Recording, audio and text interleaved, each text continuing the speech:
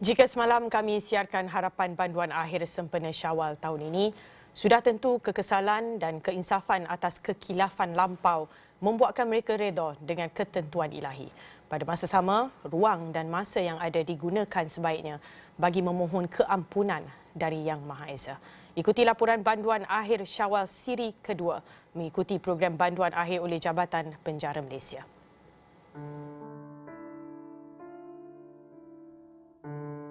Perasaan terasa sayu apabila melihat riak wajah setiap banduan akhir ini. Mereka tenang meskipun tidak tahu hidup mereka akan berakhir di tali gantung.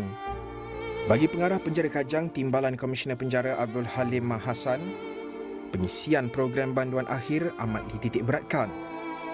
Dari sudut spiritual, rohani dan semangat, mereka disuntik dengan program ditetapkan pihak penjara. Banduan hukuman akhir, dia menjalani proses pemulihan.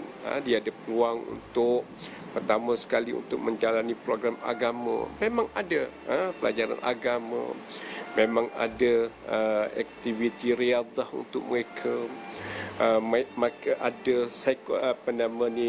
peluang untuk motivasi psikologi dan sebagainya. Dan mereka menjalani hukuman berdasarkan kepada kaedah yang telah pun kita atur, tetapi di dalam ruang lingkup kawasan mereka saja. Kami turut mengikuti program dianjurkan Menteri Agama Datuk Seri Dr. Zulkifli Muhammad Al-Bakri yang menyantuni setiap banduan akhir di penjara ini. Ceramah diadakan bagi memberi semangat kepada mereka, terutama ketika Ramadan dan Syawal. Saya dalam seperti ini, saya tidak keseorangan. Kita kolaborasi dengan semua. Ada Jabatan Mufti, ada JAKIM, ada YADIM, ada juga daripada agensi yang lain yang kita khaskan sebagai penceramah. Penceramah untuk mereka dan beri semangat kepada mereka dengan sesuai dengan tajuk keadaan mereka. Dan saya telah santuni semua dan saya rasa puas hati tengok kesungguhan mereka dalam menyampaikan ajaran dan juga menyampaikan semangat Islam seperti ini, insya-Allah.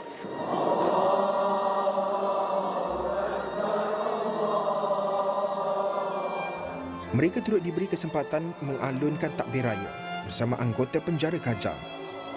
Bagi banduan akhir bukan Islam pula, penjara turut menyediakan program kerohanian buat mereka.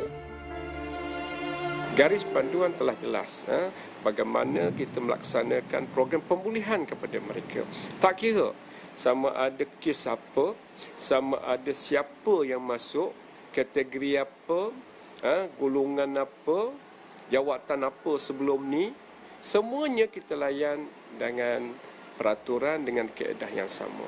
Jadi saya rasa tidak ada masalah tentang perkara ni. Ya, kita pernah menguruskan beberapa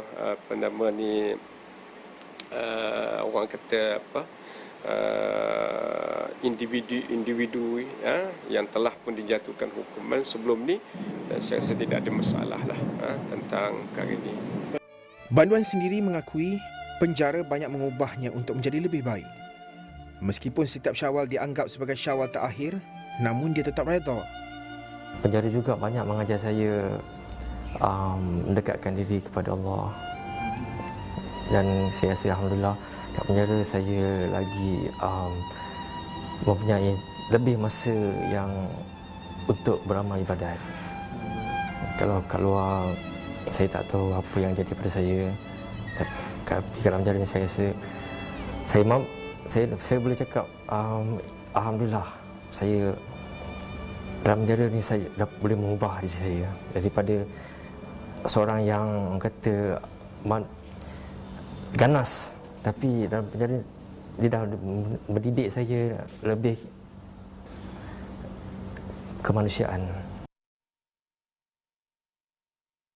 Baik, setiap yang hidup pasti akan berasa kematian.